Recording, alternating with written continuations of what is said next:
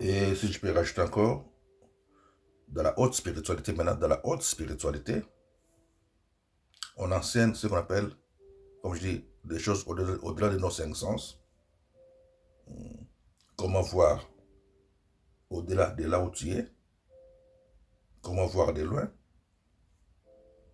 comment voir en esprit ce qui se passe dans une autre place, dans un autre endroit, par rapport à là où tu es.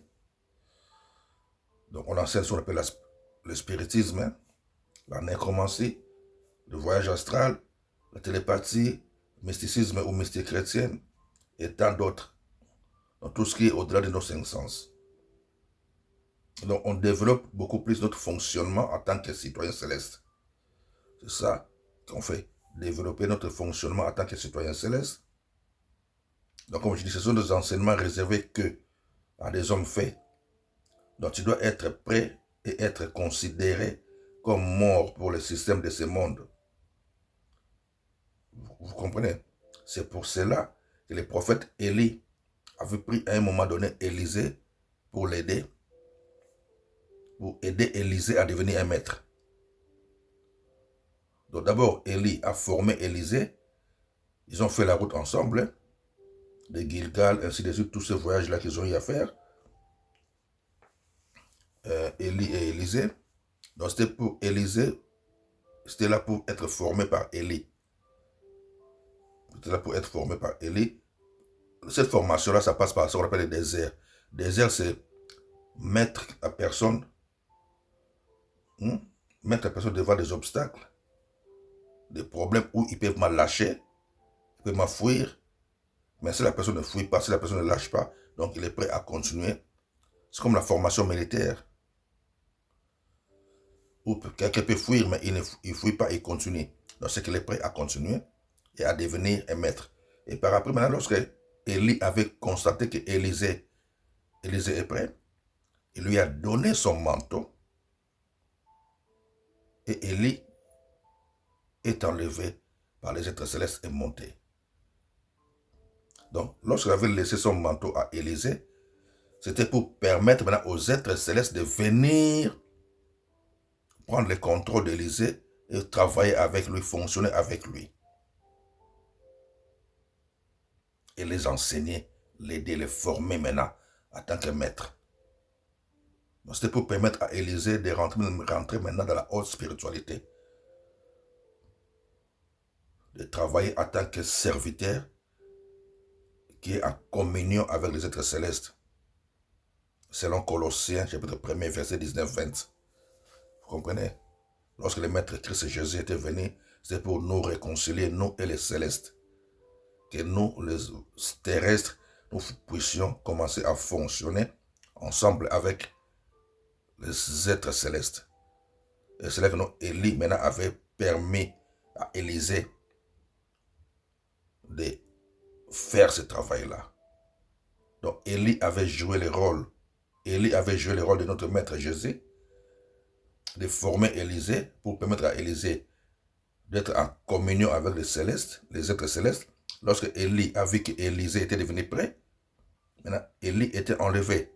Parce que Élie aussi est monté au ciel sans passer par la mort. Donc Élie est monté au ciel comme Jésus sans passer par la mort. Et Élisée, lorsqu'il était resté avec le manteau d'Élie, pour dire que Élie l'a donné maintenant aux mains des êtres célestes.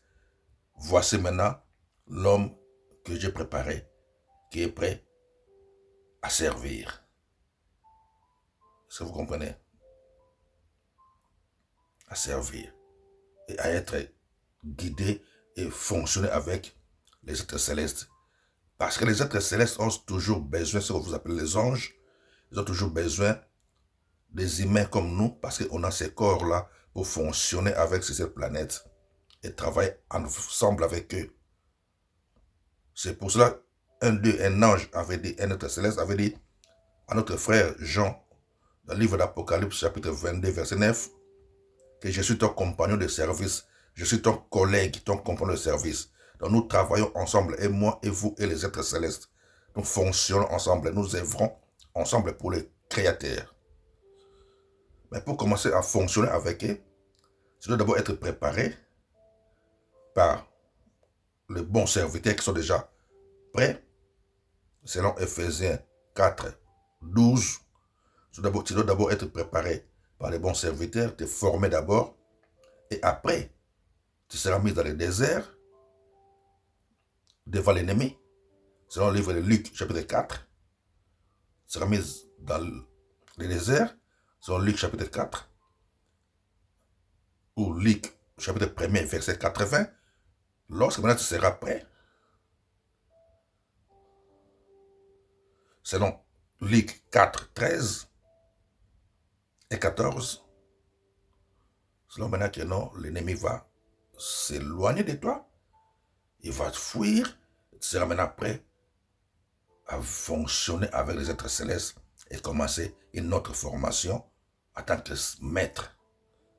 Comme nous, on est là. On vit avec, on fonctionne avec et on fait avec. Et un maître parle des créateurs. Et un maître est considéré comme mort pour le système de ce monde.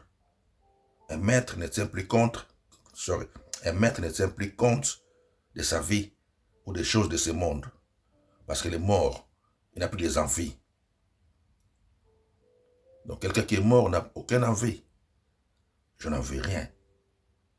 Nous vivons que pour lui. Nous sommes là comme des représentants pour les créateurs, des ambassadeurs. Donc ce que nous faisons, ce que nous parlons, c'est que pour lui. Nous le représentons.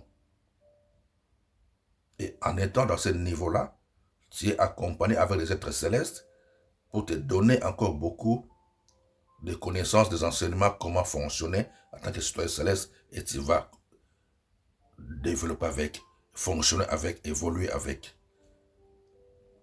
Mais tout ça commence par un bébé spirituel.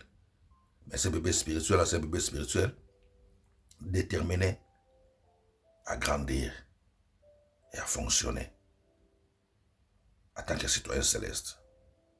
On est ensemble, c'est bien moi votre frère, et Messie Ongo Bavon. God bless you.